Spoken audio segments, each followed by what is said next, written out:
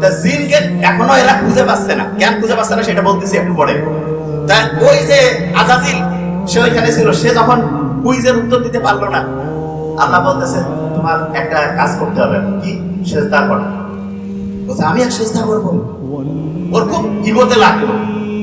আল্লাহ বলছে যে কি তোমাকে বাধা দিচ্ছে? বলছে আমি আগুন থেকে তৈরি হয়েছে, আগুনের প্রতি ঊর্ধ্বগতি, আর মাটি থেকে ওনার বানাইছো, মাটি কেন আগুন চেষ্টা করবে? আল্লাহ বলছে তুমি অহংকার করলা। অহংকার হচ্ছে আল্লাহর চাদর, আল্লাহর হিজাব। এই যে তখন বলছে তুমি এখান থেকে বেরিয়ে যাও। তখন ও আল্লাহর কাছে কি বললো যে আমাকে কিয়ামত পর্যন্ত হচ্ছে অবকাশ দাও। বলছে ঠিক আছে। আল্লাহ তো কাউকে চাইলে বেশি করে দেয়, সে যদি মাফ চাইতো আল্লাহ মাফ করে দিত।